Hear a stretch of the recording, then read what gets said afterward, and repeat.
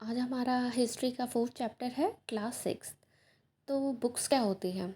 A book is a written और printed work consisting of pages bound together. जो pages इधर उधर गिरे हुए होते हैं उन्हें हम बुक्स की डेफिनेशन तो नहीं कह सकते ना। बुक्स होती है कि पेजेस को एक थ्रेड के ज़रिए उन्हें बाइंडिंग के ज़रिए एक अच्छे शेप में बुक का प्रारूप मिलता है, उसे हम बुक बोलते हैं। सेकंड आता है बुरियल्स।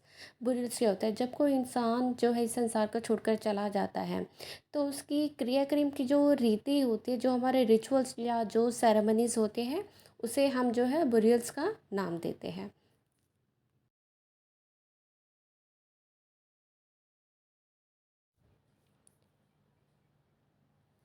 एनिशियंट सिविलाइजेशन में जो दाह संस्कार होता था उसका इतना इम्पोर्टेंस क्यों होती है? उनका एनिशियंट टाइम में लोगों का मानना था, जो सिविलाइजेशन थे उस टाइम की, वो ये मानती थी कि आफ्टर लाइफ जो हमें जन्म के दौरान जो हमें चाहिए होता है, खाना पानी दवाई, अगर हम बीमार हो जाते हैं तो ये हम जीते जी पा सकते हैं, बट आफ्टर लाइफ क्या होगा? तो जब भी ये रिचुअल्स फॉलो वो करते थे, ठीक है, जो सेरेमनीज होती थी, तो वो मरे हुए इंसान के साथ उन चीज़ों को जो उसके आफ्टर लाइफ में काम आने वाली है, उन चीज़ों को उनके साथ रख देते थे। तो इसलिए burials had culture and religious significance in ancient civilization, as they were believed to ensure the deceased journey to the afterlife and were an important aspect of culture, beliefs and practices.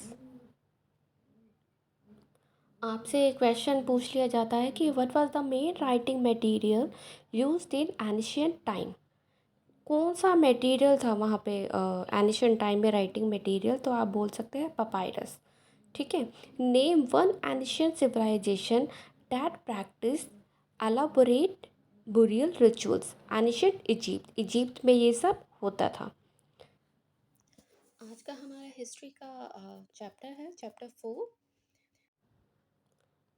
What is the process of preserving and honoring the dead is known as? क्या बोलते थे उस चीज़ को? कि इंसान मर गया तो उसको हम बुरियल बोलते थे, ठीक है। In ancient time books were hand written on, किस पे लिखे जाते थे उस टाइम पे? एनिशियंट टाइम में जो बुक्स वगैरह जो लिखे जाते थे, हैंड रिटन तो होते ही थे, पहले भी होते थे।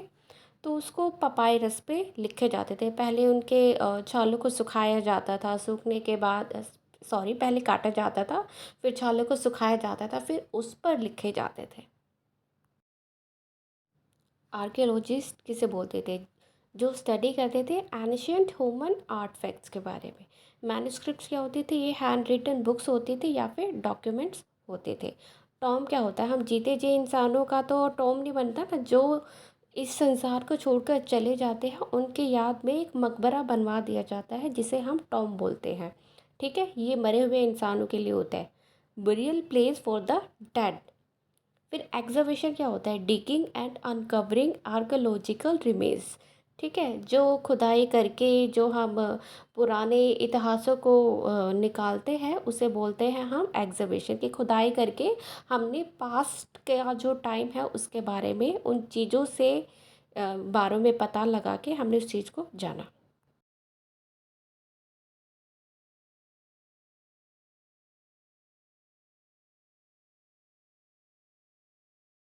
बुक्स को इतनी ज़्यादा इम्पोर्टेंस क्यों दी गई है? Books play a vital role in recording and preserving knowledge. Book से जो है हमें अपनी हिस्ट्री के बारे में पता चलता है, उनके राजा महाराजाओं की स्टोरीज़ के बारे में। ठीक है, वहाँ पे कैसा जो है एनवायरनमेंट था, वहाँ पे पॉलिटिकल एनवायरनमेंट कैसा था, सोशियल इकोनॉमिक एनवायरनमेंट कैसा था, कल्चर कैसे थे। ठीक है, ये सब हमें कहाँ से मिलता है? वो जो हैंड रिटन राजाओं के दरबार में जो पोइट्स होते थे वो हैंड रिटन लिखते थे। राजा ने जो जो भी काम किए थे उसको रिटन किया, और उसी से हमें जानकारी मिली कि इस पीरियड में इस राजा ने ये काम करवाया। इसलिए books are very important in this period. The invention of the printing press revolutionized the production of books, making them more accessible and affordable. ठीक है, books have contributed significantly to the spread of literacy, education and the advancement of human civilization. जब इंसान मर जाता था तो उन्हें लगता था कि आफ्टर लाइफ इंसान को जो है उसकी जर्नी बहुत ही पीसफुल रहे, उसे किसी चीज़ के लिए संघर्ष ना करना पड़े। ठीक है, जो हमारे आर्कियोलॉजिस्ट स्टडी होती थी वह बरियल साइट्स को देखते थे, उनके पास जो कब्र के पास जो भी सामान मिलता था उनकी डीप स्टडी करते थे, जिससे हमें पता चलता था कि इन्होंने कैसे जो है फूड रखा जो अब तक ख़राब नहीं हुआ, किस तरह के पोट रखे, और जो उनको ज्वेलरी वगैरह पहना दी जाती थी कि वो किस मेटल्स के बने हुए हैं, ये हमें आर्कियोलॉजी साइट से हमें पता चलता है। burials also provide information about ancient demography, health and disease through the analysis of जो स्केल्टन्स उस टाइम पे रह जाती थी, ठीक है, उसकी वो डीप स्टडी करते थे, जिससे उन्हें पता चलता है उस टाइम पे क्या डिजीज़ रही होगी, उसका उपचार ट्रीटमेंट क्या रहा होगा। उनसे जो है इस बारे में उनको आइडिया मिलता है।